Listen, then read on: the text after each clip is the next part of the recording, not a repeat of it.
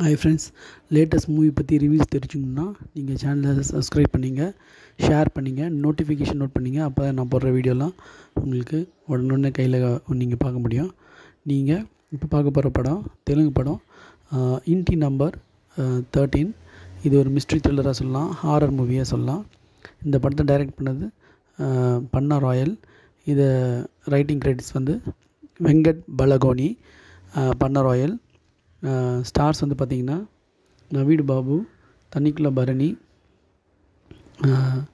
இர்ஃபான், ஸ்ரீலக்ஷ்மி, சத்யகிருஷ்ணன், ஷிவாங்கி மேரா, நிகேஷா, பிருத்விராஜ், விஜய ரங்கராஜு, குண்டு சதர்சானா ராவ், கீதா சிங், சுதர்ஷன், சிவநாராயணா, ரவிவர்மா.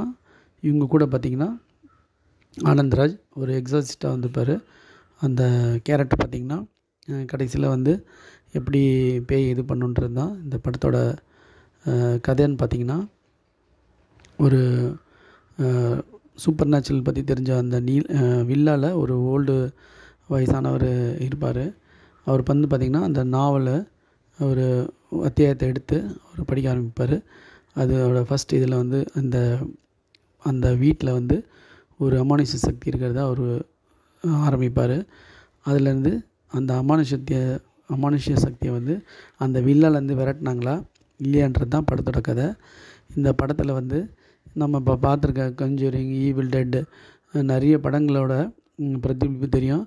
ஆனாலும் கிளாமராகவும் கொஞ்சம் காமெடியாகவும் இந்த படம் அப்படி கொஞ்சமாக நகர்ந்தது. ஒரு டாக்டர் வந்து சைக்காலஜிக்கல் ட்ரீட்மெண்ட் கொடுக்கறதுக்கு வருவார். ஸோ இப்படியே அந்த படத்துக்கு போவோம். நம்ம காஞ்சனா படத்தில் வந்த மாதிரி 2 பேர் ஃபஸ்ட்டு போலியோ பேய் ஓட்ட வருவாங்க. அப்புறம் ஈவில் டெட்டில் வர மாதிரியே அந்த வரைகிற சீனுக்கு பதிலாக தைக்கிற சீன் வச்சுருக்காங்க.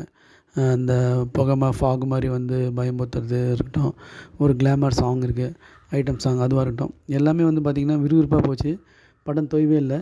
அது இல்லாமல் வந்து ஒரு ரொம்ப பிரில்லியண்டாக அப்படிலாம் நினைக்காம ரொம்ப ஜாலியாக அப்படியே பொறுமையாக.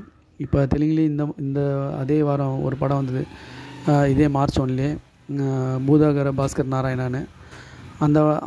அந்த படம் வந்து க்ரைம் த்ரில்லராக இருந்தாலும் அது பேய் படம் மாதிரி இருந்தது அதுவும். ஆனால் அதை விட இது வந்து ஈஸியான ஒரு ஜனரஞ்சகன பேய் படமாக ஈஸியாக இருந்தது. இது வந்து ஒரு தெலுங்கு பட ரசிகர்களுக்கு இது ஒரு நல்ல படமாக இருக்கும். ஆனந்த்ராஜ் என்ட்ரி வந்தோடனே இன்னும் நல்லா கொஞ்சம் சூடு பிடிச்சி அந்த கிளைமேக்ஸ் முடிஞ்சுது. இந்த படத்தை வந்து ஒரு ஆக்ஷன் மிஸ்ட்ரி த்ரில்லராக சொல்லலாம். ரொம்ப நல்லா தொய்வே இல்லாமல் கடகடன்னு போச்சு. Thanks friends.